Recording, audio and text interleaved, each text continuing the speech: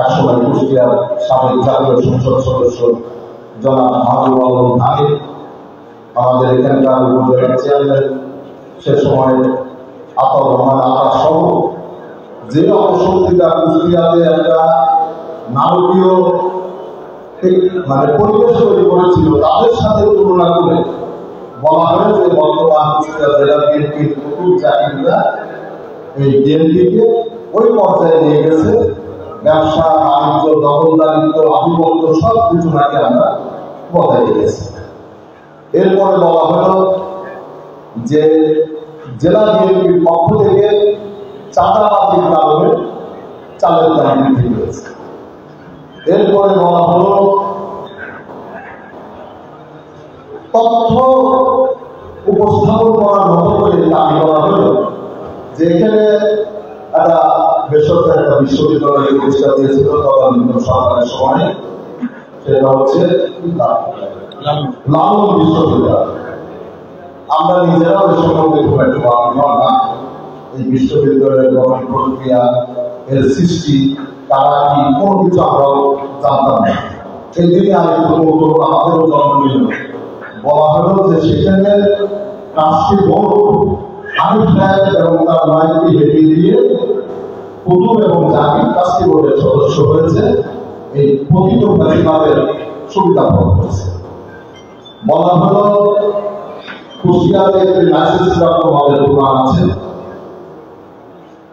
পাকিস্তান ফেরত থেকে চাকরি বাবু সেই দোকানের মূল মালিক, তার ছেলেরা এখন ব্যবসা দেখাশোনা করে।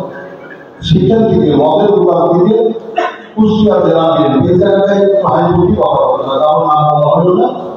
কুষ্টিয়া জেলা বিএনপি মাসে 2 লক্ষ টাকা করে সেখান থেকে মাসেও ভাগ করি আর সুবিধা করে এটা নেয়। আমি আপনাদেরকে বলতে চাই যে এই মহানটা কারা বিভিন্ন সময় দিকে দখল করেছে, রেস্টুরেন্ট দখল করেছে, পার্লামেন্ট দখল করেছে, আপনার এখানে এই সঙ্গে দেবে আপনার সেটা খুঁজে বের করতে চেষ্টা করবেন।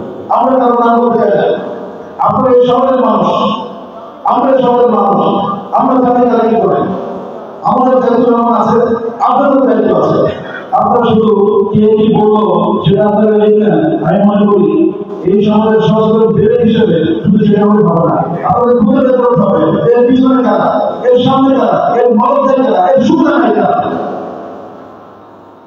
আমরা বলতে চাই আমরা এই খুশির মানুষের খুশি করে করতে চাই, আমাদের কাছে ভুল থেকে আপনারা সেই ভুল হয়ে দিলেন, আমাদের ভুল থাকবে আমরা সংশোধন করব।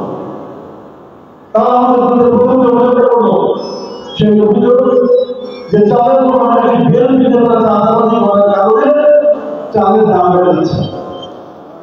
এখানে আমাদের নেতারা আছে, এই চালের ব্যবসায়ীদের মধ্যে আমাদের জেলার নেতৃবৃন্দ আছে, আমাদের সদর থানার আহ্বায়ক আছে, সদর থানার সদস্য সচিব আছে।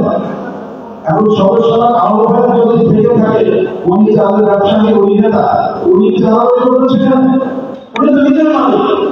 আর যারা এই সমস্ত অভিযোগ করে আমি দয়া করে বলতে চাই তাদের ব্যবসা বাণিজ্যের খবর আপনি দেবেন, তাদের সংসদের কেমন করেন খোঁজ না, তাদের আইনগত কিরকম খোঁজ দরকার, শুধু অভিযোগ করতে হবে। একজন নিজের মেল মালিক সে মনে চাল সে মনে চালানো করতে পারে না। আমাদের গভর্নমেন্ট যারা আছে জেলা কমিটি এবং সদর থানা কমিটি সবাই ব্যবসায়ী, সবাই তারা সবাই দেয়, তাদের নিজের সুযোগ আছে।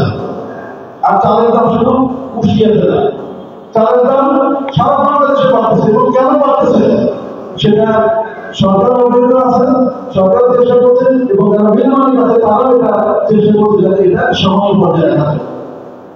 দ্বিতীয় যে অভিযোগটা আমাদের করেছে, আমরা নাকি কোন বেসরকারি ইউনিভার্সিটি সেই নাম কিন্তু জানা হয় শুনলাম লালন ইউনিভার্সিটি, সেই লালন ইউনিভার্সিটি নাকি আমরা সেই পতিত সোজাচার হানিফ সাহেবের কাছ থেকে নাকি আমরা জোরপূর্বক জবরদখল করেছি। এই কথাটা শোনার পরে ব্যক্তিগতভাবে আমরা ইন্টারেস্ট নিয়ে বেশ কিছু সাংবাদিক ভাইদের বলেছিলাম, ভাই আপনার তদন্ত করে দেখেন। আমি নামে বলতে চাই এদের সভাপতি সাহেব কথা বলেছিলেন, ওনাকে বলেছিলাম ভাই আপনার তদন্ত করেন, কারণ যে অভিযোগ করেছে সে বলেছে সে নাকি তদন্ত করে পেয়েছে এবং উনি বলেছেন উনি একটা তদন্ত বলছেন না। আজকে আমি বলতে চাই আমরা তদন্ত করে করেছি, আমরা লিস্ট দিয়েছি, আপনার যদি কোনো লিস্টে কারণ কথা বলেন তাহলে এই দাবির জন্য আপনি কাদের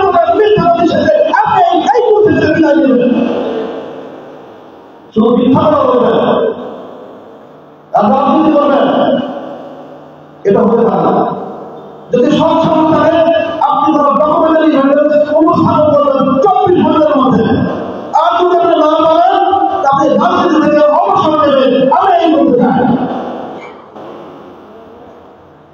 একটা দায়িত্বশীল সংগঠনের থেকে দায়িত্বশীল নেতৃত্বের বিপক্ষে এরকম আচরণ নাম মিথ্যাবাদী, এটা নাম মিথ্যাবাদী করা কখনোই করা যাবে না।